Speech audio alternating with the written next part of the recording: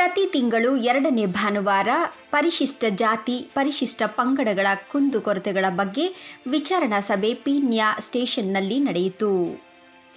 ಈ ಸಭೆಯಲ್ಲಿ ಠಾಣಾ ಅಧಿಕಾರಿಗಳಾದ ಸರ್ಕಲ್ ಇನ್ಸ್ಪೆಕ್ಟರ್ ಅನಿಲ್ ಕುಮಾರ್ ಅವರು, ಸಬ್ ಇನ್ಸ್ಪೆಕ್ಟರ್ ರಾಜಣ್ಣನವರು, ಹಲವಾರು ಅಧಿಕಾರಿಗಳು ಕುಂದುಕೊರತೆಗಳನ್ನು ವಿಚಾರಣೆ ಮಾಡಿದರು.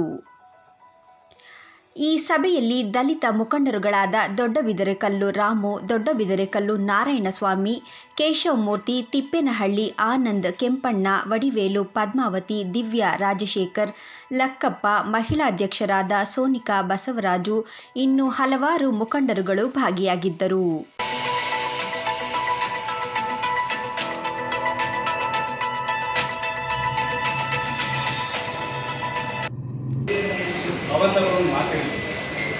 ನನ್ನನ್ನು ನೋಡಬೇಕು ಅಂದರೆ ನನಗೆ ಫೋಟೋ ಪೂಜೆ ಮಾಡಿದ್ರೆ ನಾನು ಸಿಗಲ್ಲ.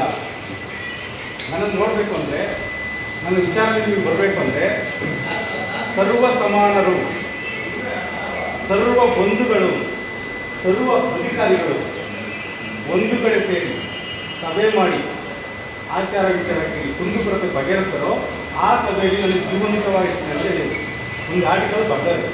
ಇವತ್ತು ಈ ಪ್ರೆಸೆಂಟೇಷನಲ್ಲಿ ಎಲ್ಲ ಸರ್ವ ಅಧಿಕಾರಿಗಳಿದ್ದಾರೆ, ಸರ್ವ ಬಂಧುಗಳಿದ್ದಾರೆ. ಇವತ್ತು ಈ ಸಭೆಯಲ್ಲಿ ಬಾಬಾ ಸಾಹೇಬ್ ಜೀವಂತವಾಗಿದ್ದರೆ ಒಳಗೆ ತಪ್ಪಾಗಿ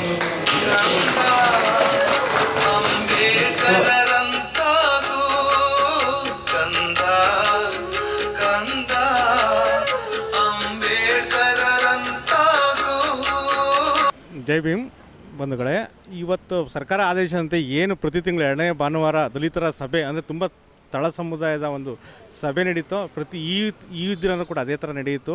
ನಮ್ಗೆ ಆದಂಥ, ನಾನು ಸುಮಾರು ನಮ್ಮ ಮೇಲೆ ದೌರ್ಜನ್ಯ ಮಾಡಿದಂಥ ಒಬ್ಬ ಆರೋಪಿ ಮೇಲೆ ಜಾತಿ ನಿಂದನೆ ಮಾಡಿದ್ದ, ಅವನ ಮೇಲೆ ಅಟ್ರಾಸಿಟಿ ಕೇಸ್ ಹಾಕಿದ್ವಿ. ಮತ್ತೆ ಅವನು ನನ್ನ ಮೇಲೆ ಅಟ್ಯಾಕ್ ಮಾಡ್ತಾ ಆ ವಿಚಾರ ತಿಳಿಸಿದಾಗ ತುಂಬ ಕಾರ್ಯಪ್ರವೃತ್ತವಾಗಿ ನಾವು ಈ ಕ್ಷಣದಿಂದಲೇ ತನಿಖೆ ಸ್ಟಾರ್ಟ್ ಮಾಡ್ತೀವಿ ಅಂತ ಹೇಳಿ ನಮಗೆ ಪ್ರೋತ್ಸಾಹ ಕೊಟ್ಟು, ಮತ್ತು ನಮ್ಮ ಮನೆ ರೋಡಿಗೆ ವಹಿಸಳ ಕಳಿಸ್ತೀನಿ ಅಂತ ಹೇಳಿ ನಾವು ನಂಬರೆಲ್ಲ ಮಾಡಿ ನಾವು ತುಂಬ ಒಳ್ಳೆಯ ರೀತಿಯಲ್ಲಿ ಈ ಠಾಣೆಯ circle inspector Anil Kumar sir ಅವರು ನಮಗೆ ಸಹಕರಿಸಿದ್ದಾರೆ. ಇವತ್ತು ತುಂಬ ಧನ್ಯವಾದಗಳು ಸರ್ ಅವ್ರಿಗೆ. ಎಲ್ರಿಗೂ ಜೈ ಭೀಮ್. ಇವತ್ತು ನಾವು ಪೀಣ್ಯ ಪೊಲೀಸ್ ಠಾಣೆಯಲ್ಲಿ ಇದ್ದೀವಿ.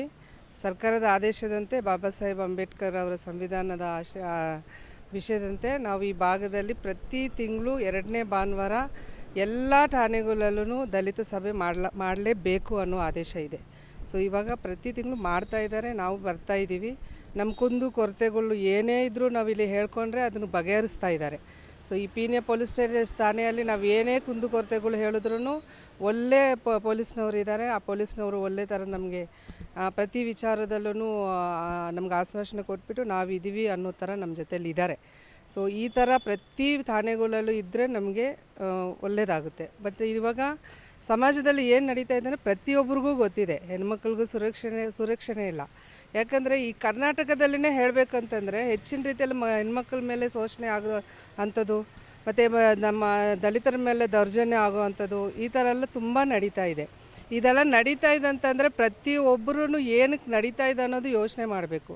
ಯಾಕಂದರೆ ಕಾನೂನು ನಮಗೆ ಎಲ್ಲ ಅಧಿಕಾರಿ ಕೊಟ್ಟೂ ನಮಗೆ ಈ ಥರ ಎಲ್ಲ ವ್ಯವಸ್ಥೆಗಳು ಮಾಡಿಕೊಟ್ಟು ಯಾರೂ ಸಭೆಗಳಿಗೆ ಹಾಜರೇ ಆಗ್ತಿಲ್ಲ.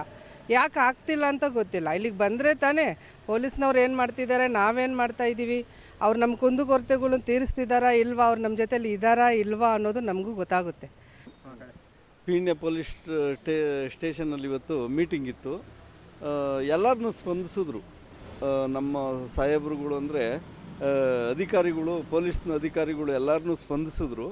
ತುಂಬ ಚೆನ್ನಾಗಿ ಒಬ್ಬೊಬ್ರಿಗೂ ಒಂದೊಂದು ನ್ಯಾಯವಾಗಿ ಹೇಳ್ತಾರೆ, ತಪ್ಪಿದ್ರ ಕಡೆಗೂ ಮಾತಾಡ್ತಾರೆ. ಎಲ್ಲರನ್ನೂ ನಮಗೆ ಏನೇನು ಮಾಡಬೇಕೋ ಆ ಕೆಲಸನ ಮಾಡಿಕೊಡ್ತಾ ಇದ್ದಾರೆ.